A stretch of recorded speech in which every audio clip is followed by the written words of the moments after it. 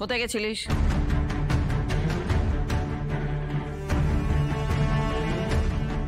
চুপ করে দাঁড়িয়ে আছিস কেন? বল, কোথায় গেছিলিস? হ্যাঁ, ডাক্তার বারণ করলো বাড়ি থেকে বেরোনোর কথা, বললো বাড়ি থেকে বেরোনো যাবে না, ওর এখন রেস্টিং এর সময়। কোথায় গেছিলিস বল? তুই চুপ কর। তুই দায়িত্ব নিয়েছিলিস না যে দিদি ভাইয়ের দেখাশোনা করবা, তুই ওকে নিয়ে ড্যাং ড্যাং ড্যাং ড্যাং করে বেরিয়ে গেলি। মা মা শোনো না, আমি তোর কাছে কিছু দোষ নেই, আমি জানতেই চাইছি না তো। তোর বউ কিছু বললে তুই কি বাধা দিবি? বউয়ের হ্যাঁতে সবসময় হ্যাঁ করবি, হ্যাঁ করবি। এই যে ডাক্তার বারণ করলো, আমি পই পই করে বারণ করলাম, তাও সবাই মিলে বেরিয়ে গেলি। হ্যাঁ, মা আসলে তুই চুপ কর। ডাক্তার কি বলেছে তুই শুনিস নি? তারপরেও তোরা ওকে নিয়ে গেলি। এই যে লাভলি আলু কাবলি, খুব তো বলেছিলিস যে দিদির দেখাশোনা করবি, দিদির কোনো ক্ষতি হতে দিবি না, দিদিকে একবারে চোখে চোখে রাখবি, তো কি হলো? সব ভুলে মেরে দিলি। না মা, আসলে এমন একটা এমার্জেন্সি এলো না, আর অমনিও তোরা একদম ডাং ডাং ডাং ডাং করে বেরিয়ে চলে গেলি। বাহ, আমার বারণ করা ছিল, তার সত্ত্বেও তোরা বেরিয়ে গেলি। বাহ, খুব ভালো। লাভলি, কোনো কথা বলবে না তুমি, যা বলার আমি বলছি। এই দুজনে মিলে কি ফুসুর ফুসুর করছিস? মা দেখুন, সত্যি রাজ আর লাভলির কারোরই কোনো দোষ নেই। আমি ওদের যেতে বলেছিলাম, তাই ওরা আমার কথা শুনে। থাক, তোকে আর কোনো কিছু বলতে হবে না।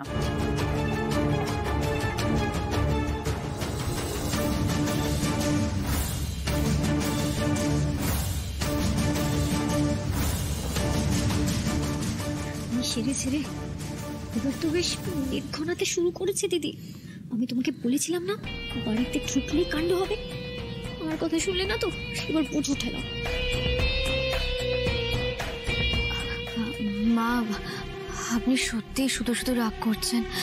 সত্যি একটা এমার্জেন্সি হয়েছিল, তাই আমরা সবাই মিলে যেতে বাধ্য হয়েছিলাম। বললাম তো থাক, আমি দেখেছি, সব দেখেছি।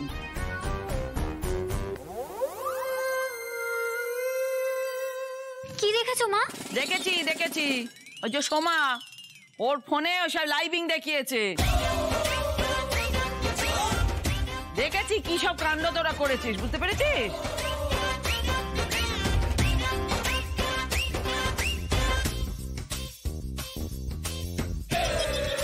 চাপ বাবা, এবার তো থপও মারা যাবে না যে আমরা ডাক্তারের কাছে গেছিলাম।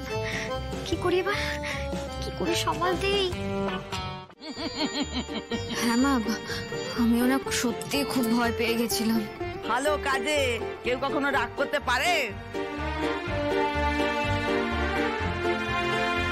তোরা তো ভালো কাজ করতে গিয়েছিলিস, কাউকে তার নিজের ঘরে ফিরিয়ে দেয়া, এর থেকে তো ভালো কিছু হয় না রে।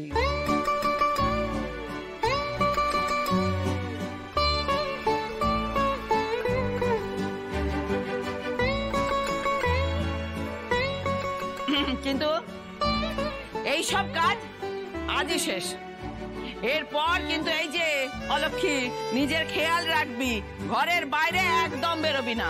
হ্যাঁ মা, আমি এবার থেকে আপনার সব কথা রাখি। এই যে চোখের মনি, বউকে নিয়ে যা ঘরে, একটা জিনিস রাখা আছে ঘরে। না মানে কি এমন আছে? ওই যে তোরা এ করিস না, ওই বলিস না, এই যে পেরাইজিং পেরাইজিং পেরাইজিং, ওই রাখা আছে। সারপ্রাইজ? হ্যাঁ, ওইটা ওইটা ওইটা রাখা আছে, যা বউকে নিয়ে যা, দেখবি। আচ্ছা ঠিক আছে, যা যা যা। আসছি মা।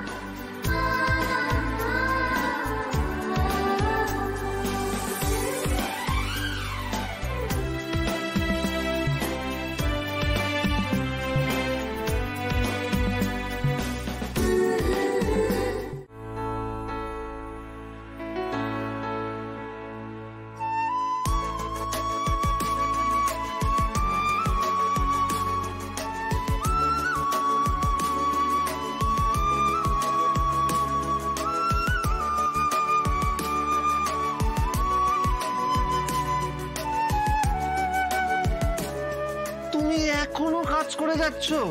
কখন থেকে বলছি ওঠো ওঠো ওঠো, আর তুমি? হ্যাঁ হ্যাঁ, হয়ে গেছে হয়ে গেছে, আর একটু সময় দাও, উঠছি উঠছি।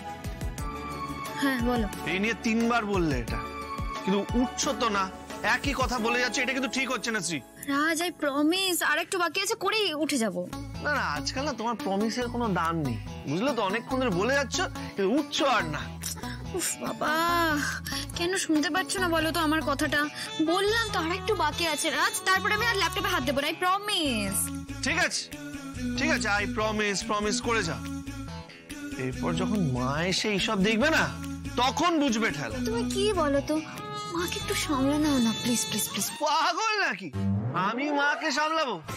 একদম না। আর মা এসে তোমাকে এইভাবে দেখলে কি তুল কালাম হবে সেটা জানো তো? ধুর বাবা।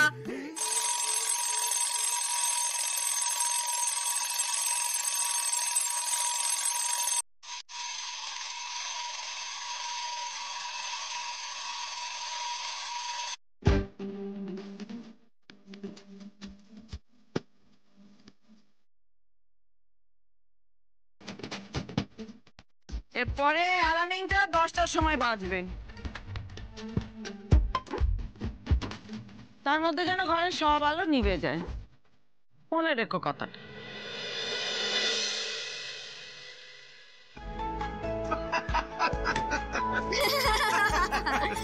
কি কেমন দিল মা? পুরো হিলা ডালা না?